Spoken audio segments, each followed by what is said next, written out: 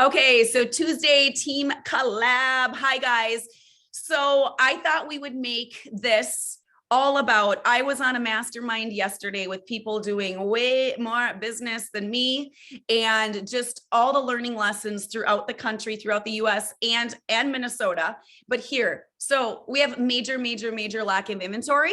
It's all over. It's not just Minnesota. There was people on there from Canada, from California, from Ohio, from Michigan, from like literally all over. Everyone's experiencing low inventory, and no one is really expecting this to change anytime in the near future. So I'm not, super smart about all that. I don't know when things are going to change. I know rates are expected to go up. I don't know if that'll happen.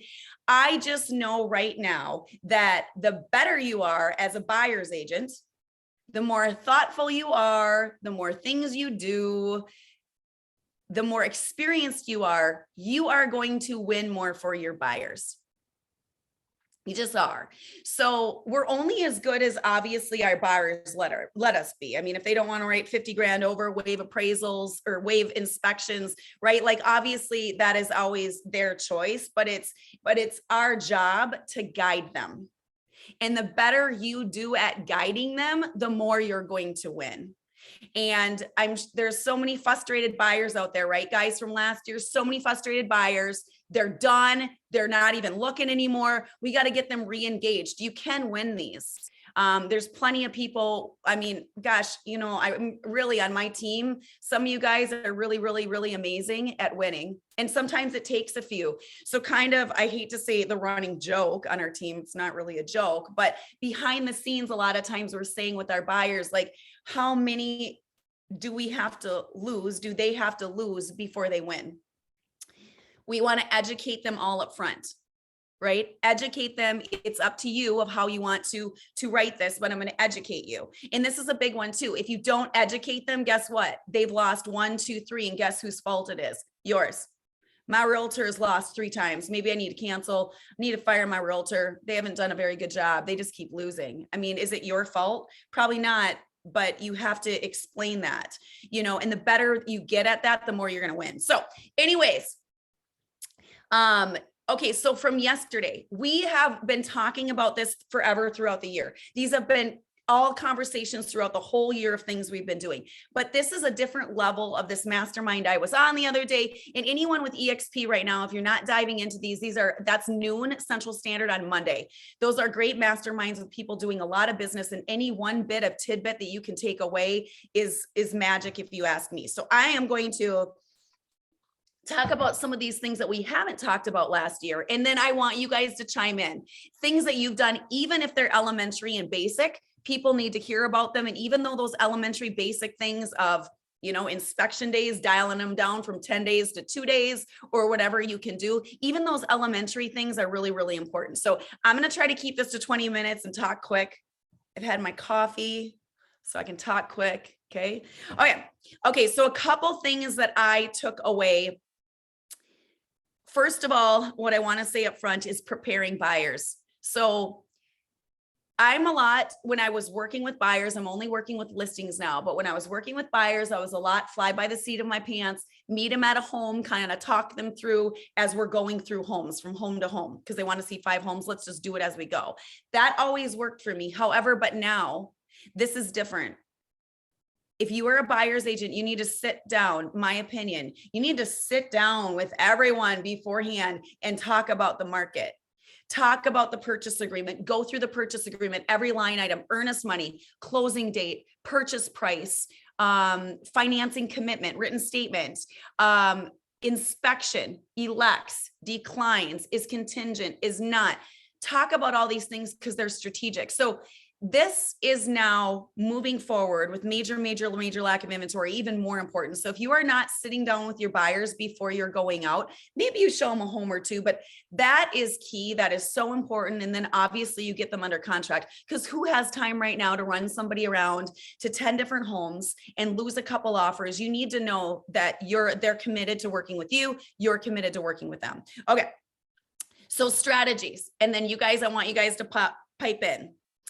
Seller closing costs. This is a good one if you haven't thought about it. Buyer to assume seller closing costs. It's an option. Again, you're going through that purchase agreement.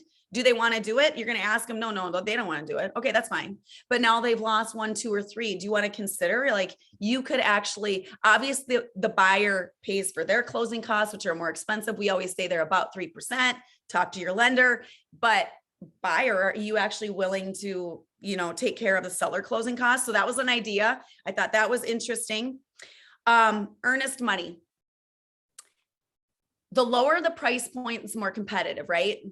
300, 400, there's still a lot of offers. There's not maybe 25 like there was before, but there's still a lot of offers, or there's still a lot of activity. So earnest money, non-refundable earnest money. Okay, we've all heard about non-refundable earnest money, obviously.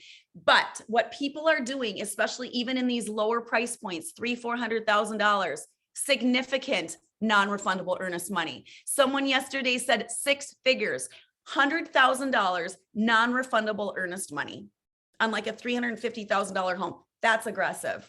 That stands out. And PSO, by the way, if there's no funny business on it and it closes, they're not paying anymore. Now, talk to your broker. I'm saying some of these things, but you guys always have to be thoughtful and talk to your broker. I did actually talk to Andy Barnes on this, because the another step to non-refundable earnest money is, this was really interesting, because we know that the trust fund holds it, right? So earnest money is held by that trust fund. Non-refundable earnest money payable directly to the seller. New twist.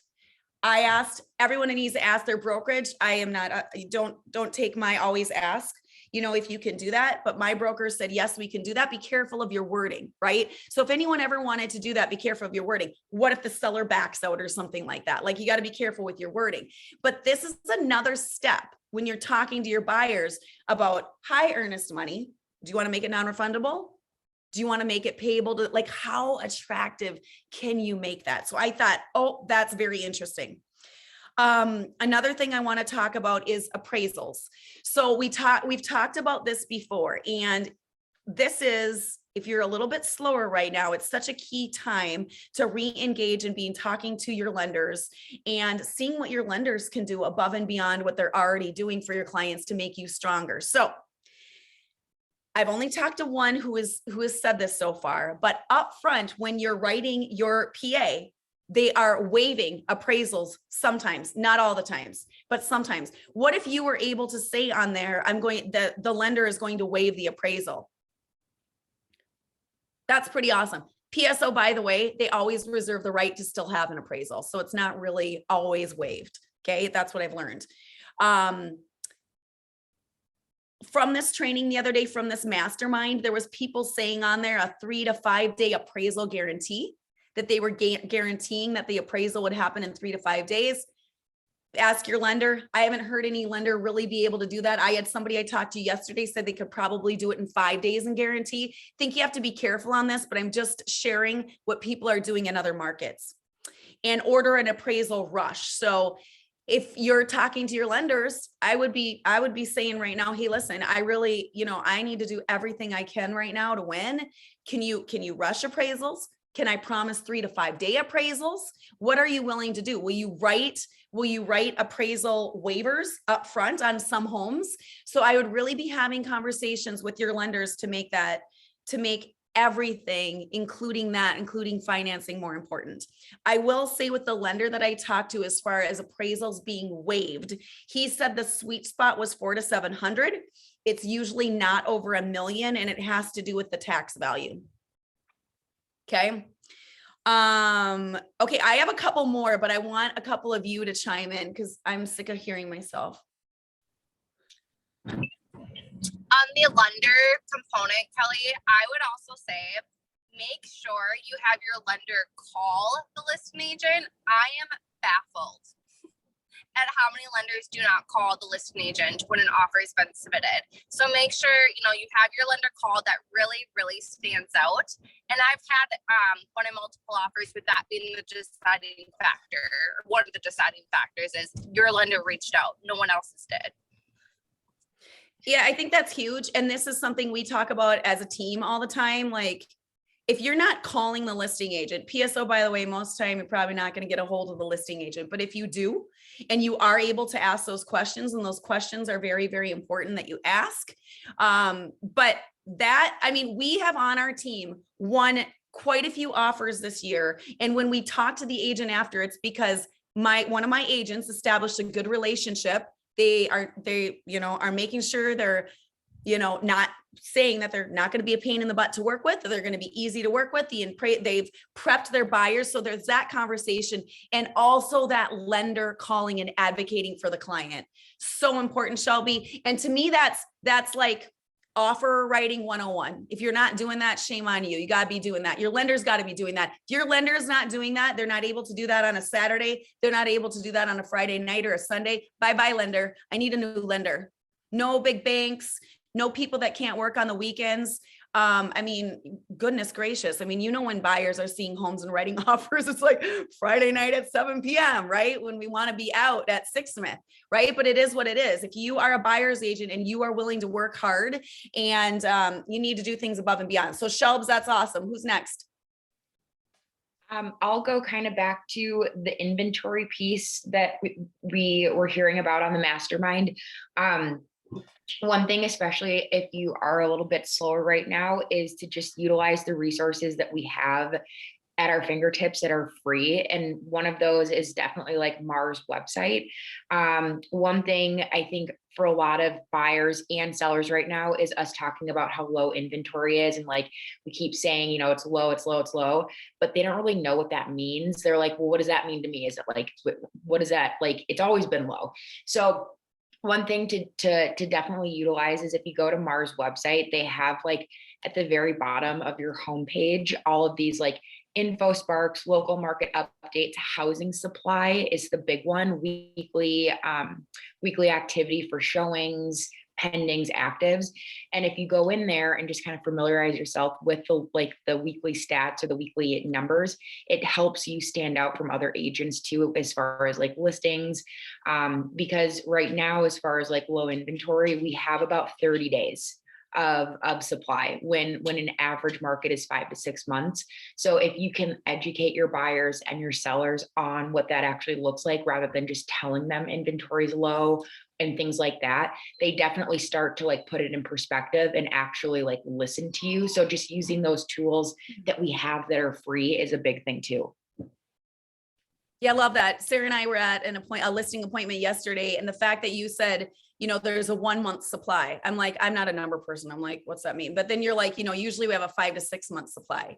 So that makes sense to me. And talking to these people, and again, guys, video, getting out there, social media, talking to, general people, that will help you. These are great video topics that will help you seem real relevant, know what you're talking about, getting a message out. And then when the time is right, people will call you. So really encourage, that's a great one. And Sarah, where is that again? Mar? So yeah, if you just go to mplsrealtor.com, I don't think you have to log into your like portal to see this. You just scroll to the very bottom, and there's like 7 or 8 different tabs, and you can look at housing supply, local market updates, and every month they put out something called the skinny, which they essentially like review the previous month in a short 2-minute video, and it gives you all the information you need to like look like the expert. So you can just watch the 2-minute video. Yeah, and you can mimic that video and do it. That's right? what I grab that for my like monthly summary every month. That's where I grab my info from. Yep, love it. Okay, what other ideas? Thank you for that. What other ideas do we have for winning offers for our buyers? I have another one. And this is what I started to incorporate for 2021. And I feel like it's totally been a difference is I know people make fun of it, but buyer love letters. I mean, if there are 2 offers that are identical and someone includes a personal touch, I mean, the heartstrings are pulled by the seller. Or maybe there's an offer that's slightly higher, but the buyer love letter gets a call back to match the highest offer. So there's some sort of personal touch to it. Huge. I think it's huge. Huge. And again, if you're having conversations with your buyers up front, have a letter ready to go, because all of a sudden your Friday night offers are due at 8 p.m. You're showing at 6, you have that letter, they can customize it. Think it needs to be authentic, right? And you need to prep your people on how to write those, but I think it's absolutely huge. By the way, I do have some YouTube trainings and stuff on my YouTube. We're building that up now. And one of them is specifically on buyer love letters. I think it's strategic. I think it is so smart. And I think everyone should be doing them. As a listing agent on the other side, I'm saying no buyer love letters. No, thank you. Okay. I am prepping my sellers of saying, hey, listen, people do write buyer love letters. My advice to you, you can choose to do whatever you want, is to set those aside. You could look at them after. Let's look at terms. However, if you're strategic and you put that buyer love letter in the PDF, I'm likely not going to remove it. Right? So that's what we do as our team, include it. It's the first thing on there. They can't miss it. Even though I prep my sellers not to look at it, guess what they do? And they truly do. There's been people who do fall in love with that family. And like Shelby just said, you get that call back. Hey, call them back. Are they willing to go up 12 grand and match? Turns out they are. And then they won. And you got the conversation, because a lot of people, you guys know, if you lose them, you just get an email, sorry, you lost. You know, instead of that, you actually got a call. And those are the buyer's agents that are standing out and are going to win this year. You're getting a call back from the listing agent. They're actually asking you to match, even if you don't win, because you're only as good as like your buyers, right? Like that, if they're willing to match or not. But even if you get that call back, even if you are getting that, you are standing out so much and doing things above and beyond for your clients, and you will win more. So I think that's fantastic. Oh, I'm going to add to that, because one yesterday was a buyer love letter on steroids. Some of you are not going to like this. I think it's pretty creative. Buyers send 24 roses, flowers with the love letter after the showing. Pretty aggressive, huh? I'm like, damn, that's good. That's good. And then the purchase agreement comes. So you want to stand out? You can't tell me that they're not going to want to know who sent those flowers. So I'm like, damn, that was pretty good. What else? I meet with all my buyers ahead of time and hopefully you can't hear the train. Sorry. I meet with all my buyers. I do a buyer consult. And one question I always get is like, does my down payment matter? And I always obviously refer them to the lender, talk to your lender. But something that's important in our world is obviously appraisal clauses. And to me, I tell people, if I'm a listing agent and you're 20% down with no appraisal clause, I mean, you might get an appraisal waiver, but I can't count on that. But another offer is 5% down with an appraisal clause, we're probably going to go with that offer. You know, you might not end up having to pay that appraisal gap, because truthfully, I think appraisals are kind of a bunch of baloney. How many times do they come in at value? Like 99% of the time they come in at value because they have a copy of your purchase agreement. Also, life hack, I never put the appraisal gap language like right in the offer. I like put it at the end, or I put it on another document, because chances are if the appraiser sees it, it sometimes appraises right at what it needs to be for the appraisal gap to kick in. And half the time they're not going to look that hard to try and find it if it's not obvious. So just so you guys know, like when I talk through down payments and stuff, I tell them I'm going to weigh more on if you're writing some sort of language. And guess what? If you don't end up having to pay that appraisal gap, you can put more down. Absolute strategy. Happens all the time, all mine. But I'm, you know, for my listings, I'm educating people and I'm saying I'm looking for an appraisal clause. And I'll tell people what I'm looking for. Here's my appraisal clause that I'm looking for. Upon a low appraisal, buyer is willing to pay cash up to purchase price. Covers the whole thing. Your buyer might only be willing to pay 5, 10, but at least it's something. But for a lot of these listing agents, they're not telling you that. They're not telling you what they're looking for. So it's really important to, like Taya said, educate your people on it. Because if you lose, at least they know there's some other things that they can do next time, should they choose, right? And if you guys missed it, what Taya just said, super, super, super strategic. Her appraisal language, she does not put on the PA. So if she's writing on the purchase agreement, here's my appraisal language, my appraisal gap coverage, whatever that is, she's not putting it on the purchase agreement. She's putting it on an amendment. On The addendum. reason why addendum amendment, I get them mixed up because Yeah, whatever. or you can put it, I mean, you can put it in the other category and half the time they won't see it because it's like, At the they're very not looking that far, but I don't make it obvious. Like I don't put it right under the terms or anything like that. So just a heads up. And the truth is, we haven't had, I mean, oh my gosh, last year we're selling homes 50, 75, whatever over, and we're pricing them based on comps. So we know that the appraisers are looking at similar comps and they're still not having a problem. So we have not had a lot of appraisal issues. However, we can't promise that, right? You can't promise that. And it just makes the seller feel better. It makes me feel better too as a listing agent. So I think that's great. I think Anyone the else? I can jump in quick, Kelly, with the appraisal gap as we head into spring market, if we see what we saw last year, bear in mind that appraisals will fall. You need the closings in February and March to establish the new price if they jump up big like last year, and your appraisal gap coverage will come into play. Most of mine came into play for my listings with the closings that happened prior to March 30th or 31st, whatever, how many days in March. That's when I can never remember. But just know that with this January, February, before things really start closing to prove that the prices have gone up, remembering that usually appreciation for the year is set in our spring market, how much the prices go up for the year, and then usually historically it levels out for the remainder of the year. So that appraisal gap coverage may really well come into play with January, February, March closings or sales. I Yeah, will say interesting that's on like a really emotional thing for buyers. Obviously, they're like, why would I pay over appraisal value? But the way I like word it to my clients is, first of all, I'd rather you pay over appraisal value than forego an inspection all day long. Because you're paying an extra 10 grand if this isn't appraised. You don't know what kind of expenses there are if you waive your inspection.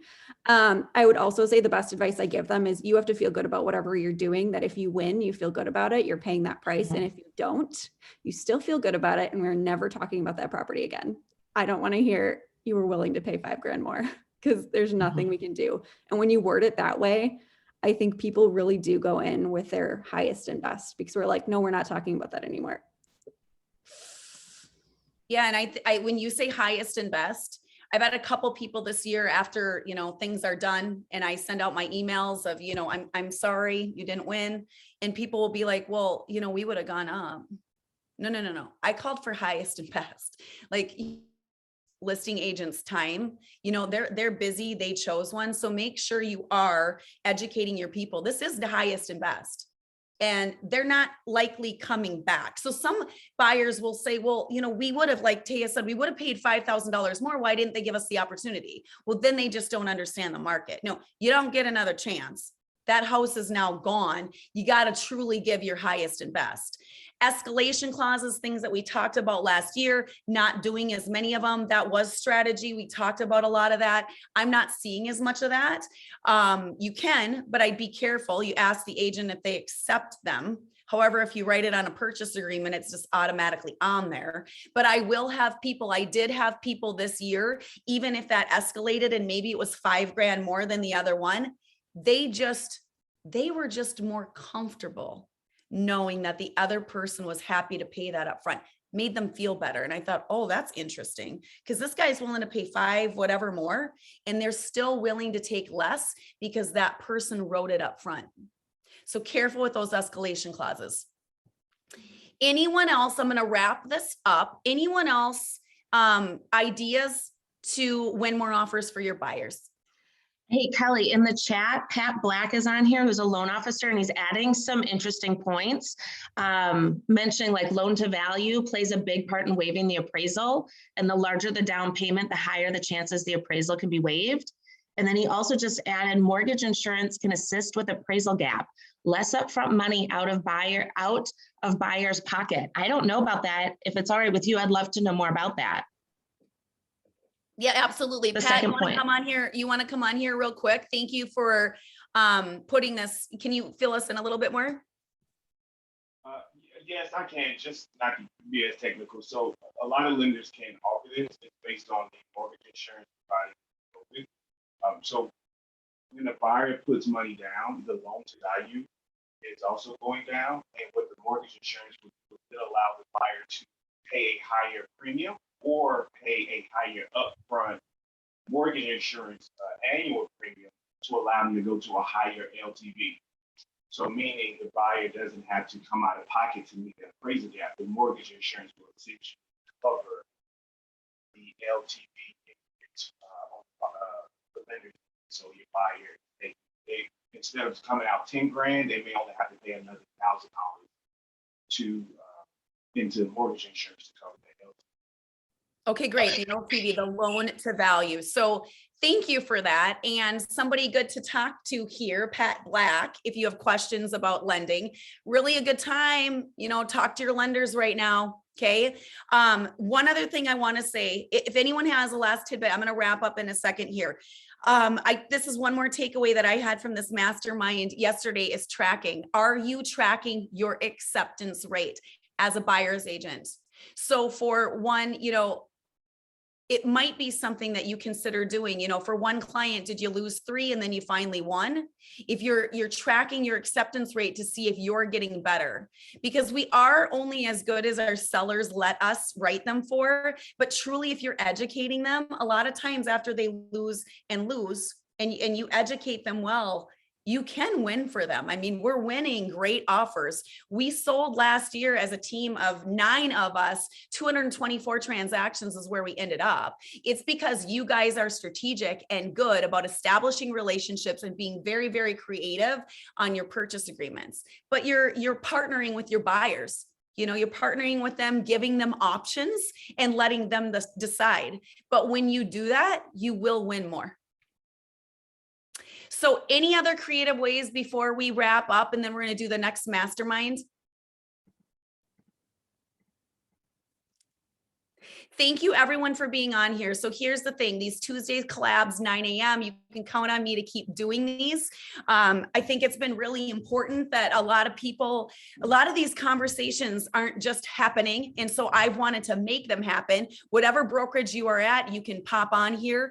A lot of these we're taking further. So we're now a part of EXP. It's been a year since we've been on EXP. And a lot of times what we're doing for our brokerage is for our expansion partners. And I see a lot of you on here. Some of you guys outside of Minnesota, thank you for being on here, but we really want to pour into you and train and help. Like I feel very, very fortunate that I was able to grow quickly in real estate. Took me a couple years, but I'm sharing some of that stuff now and giving back to you so I can help you guys grow.